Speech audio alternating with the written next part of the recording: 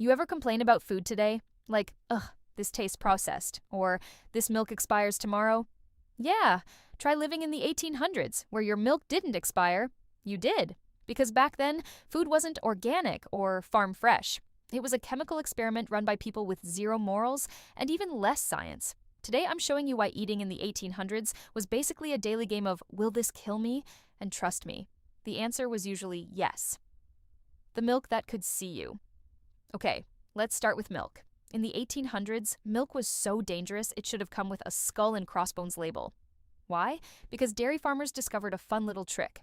If you add chalk, plaster, or literal paint to milk, it looks fresher. Yes, paint.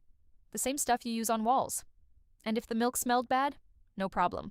Just add formaldehyde. You know, the chemical used to preserve dead bodies. Imagine being a kid in 1850. Mommy, this milk tastes funny. Oh, sweetie, that's just the corpse-preserving chemicals. Drink up. The bread that glowed bread. Simple, harmless, comfort food. Right? Not in the 1800s. Bakers wanted their bread to look whiter and fluffier, so they added alum, chalk, and ground-up bones. Yes, bones. If your bread didn't crunch, was it even bread? And if you were poor, you got milk bread, which was basically water chalk. A prayer candy that killed children.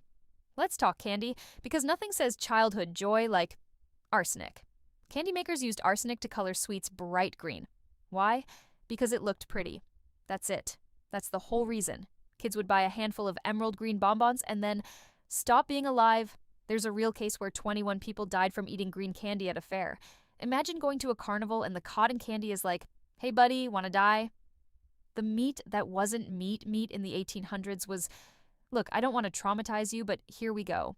Butchers would take spoiled meat, green, slimy, smelly, and freshen it by rubbing it with borax, salicylic acid red dye, and sometimes opium. Yes, they seasoned meat with drugs. Imagine buying a steak that's basically a psychedelic science project. And if you bought sausage? Oh boy, you weren't eating pork. You were eating rats, cats, dogs, sawdust.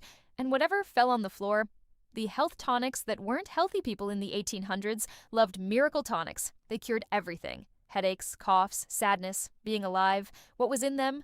Oh, just cocaine, morphine, opium, chloroform, alcohol, and sometimes uranium. Yes, uranium. The glowing rock. Imagine going to the doctor. Doc, I feel tired.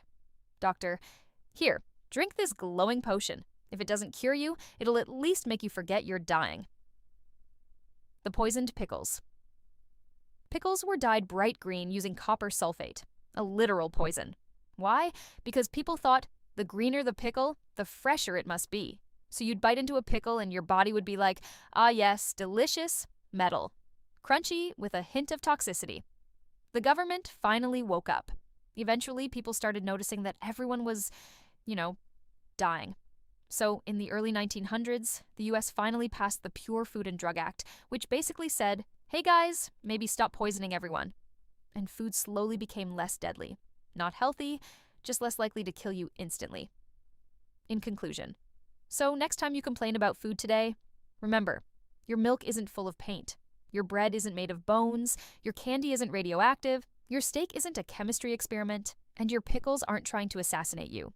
Compared to the 1800s, we're basically living in a food paradise. If you want more insane history like this, hit that like button, subscribe, and I'll keep digging up the stories they never taught you in school.